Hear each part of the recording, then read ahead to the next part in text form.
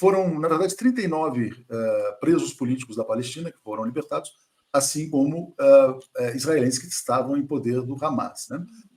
O que é interessante é que você percebe que são adolescentes, crianças saindo, né? E mulheres. E aí as pessoas se dão conta de que você tinha jovens presos, né? Por qual crime? Porque jogaram uma pedra, tal, aquela coisa toda.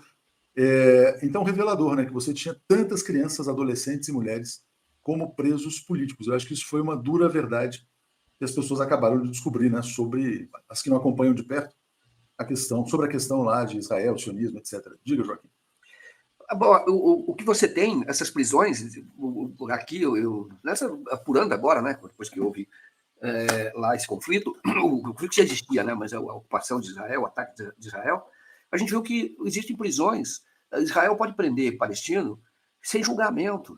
Eles podem fazer a chamada prisão administrativa. E aí eu fico pensando, mas qual é a diferença quando você não tem um sistema, a prisão, prender em outro país, que não é o país deles, e aí você não tem nem julgamento e mantém preso? Qual a diferença entre isso e o sequestro que foi feito pelo Hamas? Eu não consigo entender qual a diferença. Não é o país, Israel faz a prisão num outro país, que não é dele, num outro território. Qual é a diferença? É um sequestro.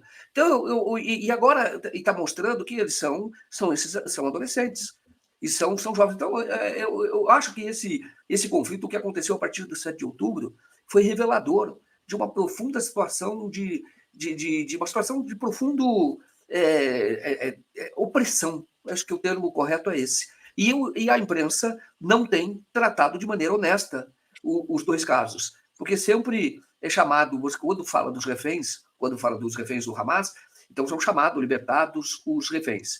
Quando fala daqueles que são palestinos libertados, são prisioneiros, como se fossem, veja bem, são os criminosos. Olha, estão tirando criminosos da cadeia.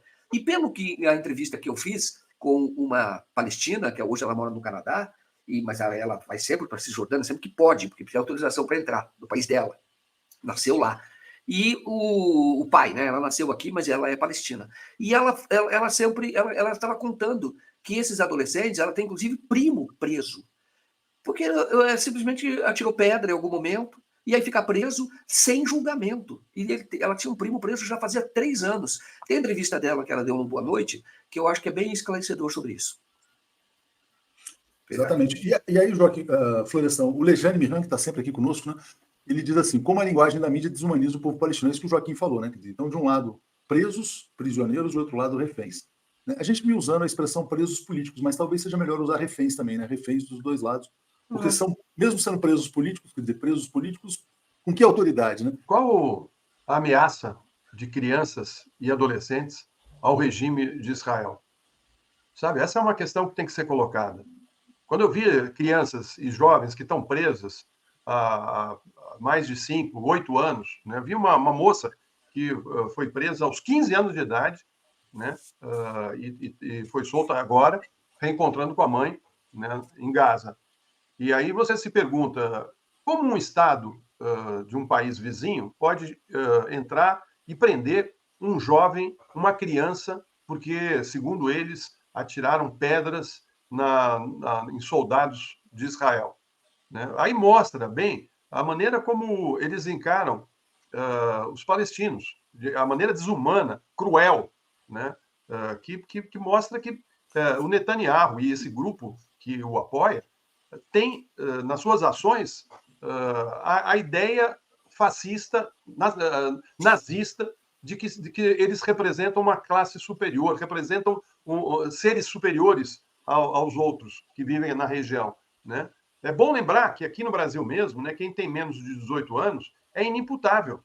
Então, o jovem é incapaz de compreender a gravidade de um delito, né? Imagina uma criança. E, no entanto, isso mostra a truculência, porque eles ao fazerem isso, desrespeitam os princípios mais básicos dos direitos humanos, que é você aprisionar uma criança, aprisionar uma adolescente de 15 anos e que só foi libertada por conta desse acordo, senão continuaria presa. Quantos anos? E o mundo sem saber. E quantos mais estão presos, Léo? Essa é a questão. Quantos mais o Netanyahu prendeu? Quantas crianças estão nas celas sequestradas por esse grupo? olha, é revoltante. Eu, quando vi essas imagens, eu fiquei revoltado, sabe? Porque não é uma coisa que ocorreu por conta daquela ação do Hamas, mas que já é anterior. Isso aí mostra que eles agiam em Gaza como se fosse um presídio e faziam ali o que queriam sem prestar contas a ninguém.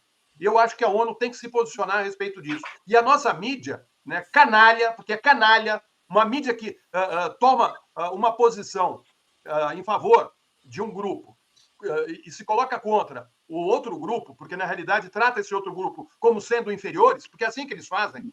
Eles fazem essa divisão. Né? Um lado é melhor do que o outro. Por quê? Por que uma criança é melhor que outra? Elas são iguais, são jovens. Né? Mas, enfim, a gente fica assistindo a tudo que está ocorrendo ali em Gaza e nessa guerra e fica passado de ver como essa extrema-direita avançou e tem avançado além do Oriente Médio. Além do Oriente Médio. Quando você vê a fala do sujeito que vai ser o primeiro-ministro da Holanda, você percebe que isso vai se alastrar pelo mundo com muita rapidez, como pólvora que foi queimada com um fósforo aceso.